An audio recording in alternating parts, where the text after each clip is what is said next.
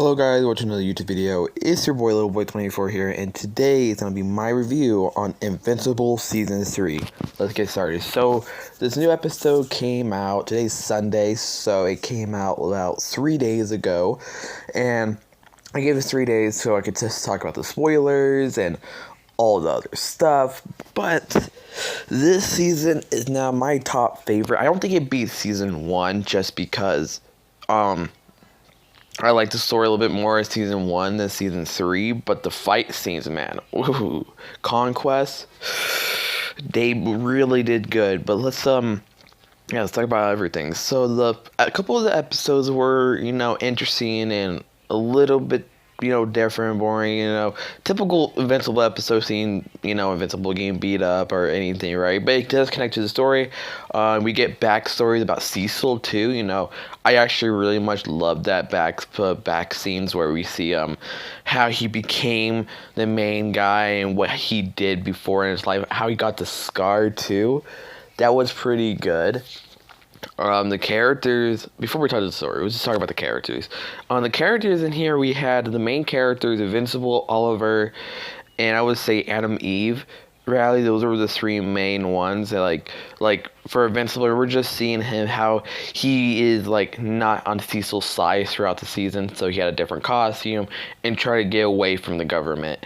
And after that, we had Oliver, who is trying to be a superhero, not just like his brother, but more like his father, and, you already know what his father did on Earth, so you can see why Invincible's like, yeah, I don't think you want to call yourself Army Kid, because you have Army in it, you know what I mean? So, he sat there, and he's like, okay, damn. So, Oliver was just trying to be like his father and his brother, and then Adam Eve is just trying to be a better person, just because I think last season she was building a bunch of stuff and she didn't build it precisely right, so it kind of hurt a couple kids in the playground. So yeah, it was pretty. Adam Eve was just doing that, went to college, trying to be good. But yeah, honestly, and then we have I want to talk about the villain wise too. We had the Viltrumites for one episode. Reality, that they were the main villain for a little bit for one episode. Viltrumites, we saw Viltrumites, Battle Beast, Conquest. We saw them. I forgot his name. I'm gonna call it the big forehead guy. It's like Brainiac or something like that, bro. Forgot his name. And we had the Invincible Wars, so we just saw a whole bunch of Invincibles. Honestly, I mean, Powerplex. Powerplex was pretty good too. Honestly, the villains in this season was a lot more better than Season 2 and Season 1. Definitely, Powerplex, that was so perfect. Honestly, I kind of felt bad for Powerplex, but, again, very much a good episode with Powerplex. And the Invincible War, I think, honestly, this is a hard thing about Season 3. I don't know which one's my favorite. It's I feel like Conquest was good. Right, the Conquest fight was good, but at the same time, I kind of love seeing all these different Invincible fighting Invincible or fighting other heroes and seeing them destroy, like Mohawk Invincible, Omni-Man Invincible, Mustache Invincible, Viltrumite Invincible. All of those characters were interesting to see, but I would say Conquest. Everyone's past weeks were complaining the animation throughout the 7 episodes, but episode 8, bro, they were cooking the animation, bro. They had every detail of the fight. They made sure every detail of the hair moving in the fight. They made sure everything. Now, I will agree with people. The other episodes, they did not cook. They did not cook with animation. Definitely with the Invincible War, they did try a little bit, but I feel like they were mainly focusing on the Conquest one. But I think there should be at least 2 episodes. I feel like Invincible War and the Conquest fight were 2 things that you should focus on. It was the greatest, best animated style, and then the other ones were just they're good but not the greatest. I think that was they should have done, then focusing on the Conquest fight. But honestly, the details of the Conquest fight was amazing. Like, there was a one scene I liked where Invincible's like on the ground, all beat up, and he's like telling Conquest to stop, please listen. That was a perfect animated scene. Ah. Yeah, really good episode. I really enjoyed that episode. Honestly, now story wise, I do love the story in this now. Honestly, I would actually say I wish we had more of Omni-Man and Alan, because letting you guys know, there's just one episode with Alan and Omni-Man for like 30 minutes only straight. Well, at least we got 30 minutes straight. There's just a couple scenes. That's what they did last season for the last 4 episodes. I'm hoping for more Omni-Man. I'm an Omni-Man guy. I respectfully love Nolan, let's say. I'm trying to get used to Invincible, guys. I'm sorry, guys. I have not read the comic books. I have not watched any videos of the comic books. I kind of want to read them than listening to it. So, like, my knowledge of Invincible is kind of weak. So, don't expect me to know. Like, I want to talk about the end credits that I totally don't understand, and I have a feeling it does connect to either the first episode of next season or connects to the next villain for next season. So, take it a grain of salt that I'm kind of bad with my knowledge. But let's get right back into, story-wise. I do love the story episodes. We had a story with Nolan and Alan. That was my personal favorite couple season. We had Battle Beast in it too. It was practically showing for like first 10 and 20 minutes of the episode. It was like I think it was like 40 minutes, so maybe like the first 15 minutes of the episode. We had Adam, Eve, and Invincible, but at the end of it, they had to do their. They're doing. Yeah. Oh my god, guys! I'm so sorry. I didn't mean to yawn like that. Adam, Eve, and Invincible had to do their little playtime in their room, so we kind of focused up on Alan and Omni-Man, and we had like 40 minutes of that. That was perfect. I love everything about Omni-Man and Alan in that episode, how they became friends, and how they fought the other Viltrumites, and seeing Battle Beast defeating a Viltrumite. Hey, they cooked. Like I said, they cooked with this episode. They cooked. Every episode was cooking, bro. I felt the cookingness in it. Definitely was the part when Invincible was like, "You betraying me, Cecil? I thought you would trust me. You told me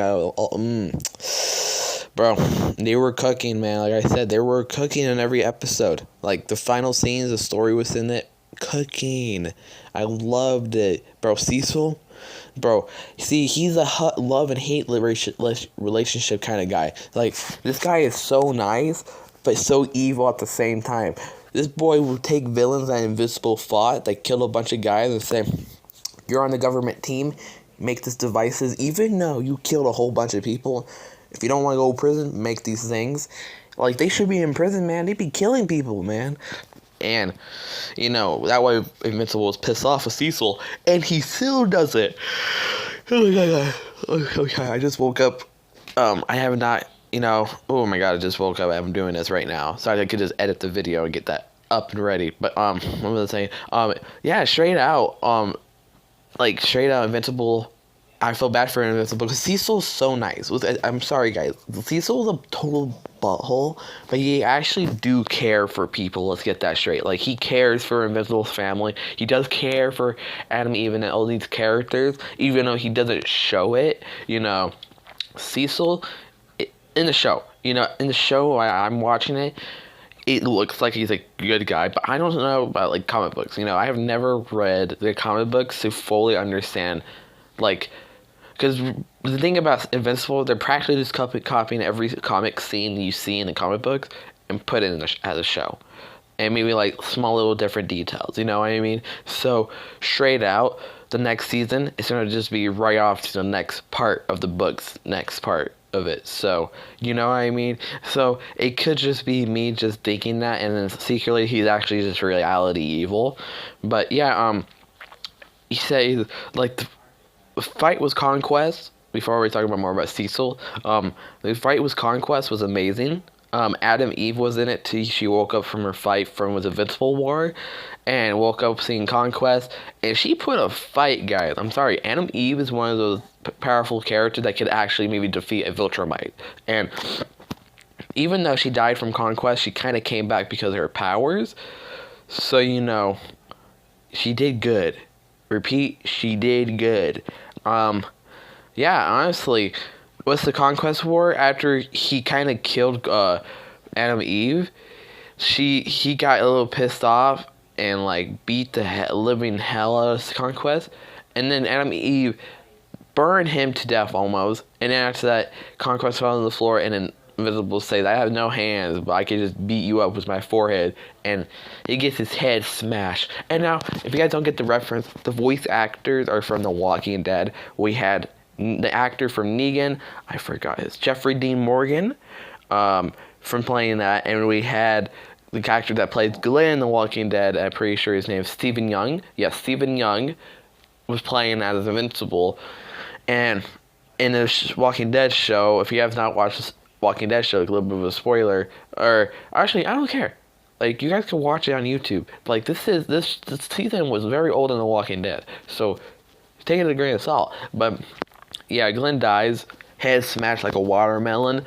Same thing in this episode, but with the revenge of, instead of Negan doing it, Jeffrey D. Morgan is Stephen Young bashing Conquest's head to the living ground.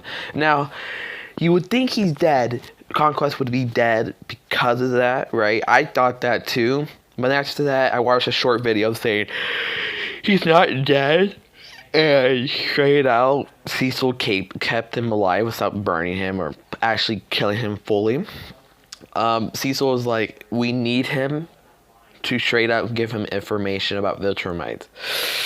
That's one thing he messed up on, because I think in comic books he actually does escape. Man, he messed up, bro. Like, straight out, he is the most strongest Viltrumite, I guess. Like, everyone is scared of him. So, straight out, you're putting the most powerful Viltrumite, putting him in prison, and if he escapes, you're done for. You know what I mean? So, Cecil's a bit dumb. I understand what he's trying to do, but, like, I think you just killed your whole world because of that, bro. But Cecil is Cecil, you know what I mean? Yeah, honestly, this show was perfect. The characters was perfect. The actors was perfect. The voice acting was perfect. The story was perfect. The animation style was perfect. Honestly, they cooked us this season. I think this season is a lot better than season 2. I think everyone agrees on it, honestly. Actually, because, like, I've been seeing rankings. I'm going to do a rank, too.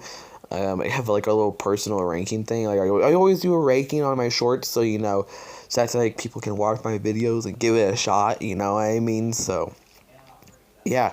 Honestly, now the end credit was a little bit weird. The end credit was showing how Cecil put Conquest in prison. We saw Oliver. We saw Invincible doing their thing. We saw Armstrong. I think it's Armstrong. Yeah, maybe Armstrong. I think that's his name, Armstrong, having his arm back and needed to do something, Honestly, we saw all that. And in the end credit, more of an end credit, straight out, we see this little devil thing and this big devil thing talking about something, yapping on us. I freaking reversed that like 2 times, and I don't understand what their plan was doing. I didn't understand one word from them. But if you guys, oh my god, I'm sorry. But if you guys know what the end credit is about and you're an Invincible fan, tell me, because honestly, I don't understand. I haven't really found any videos explaining it in my recommended or shorts. So, if you guys do see that, let me know in the comments so I can actually understand for once.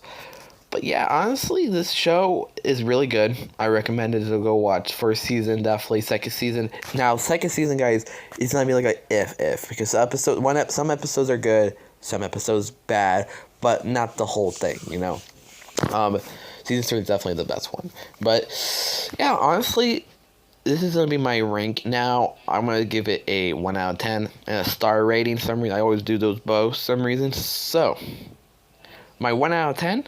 This is gonna actually, I don't think I have ever done this actually in any episode, 'cause I have no problem with this season 3, Rally. I have no problems, right? So if there's no problems, I don't even think it should even get a 9. I think it's just a 10 out of 10 season. This is a 10 out of 10 season, definitely. You know, I don't see any problem with it. The scenes were okay. Like, I don't even care. Like, animation style should not ruin the story or anything. So I don't even mind the quality of it. The story was perfect. The voice acting was perfect. That way it gets a 10 out of 10 and a 5-star rating just because this was top tier right here, honestly. But yeah, if you guys enjoyed this Invincible, like me yapping about how I like this Invincible and how this was a good season, hit the sub and hit the like to see futures, because I'm already watching the Daredevil, and that's the only thing I have been watching because there ain't nothing really new for me to watch. So, you know, that's why I've been a little bit quiet on this channel. But if you guys enjoyed this video, hit the sub, hit the like, and I see you guys next time. Peace.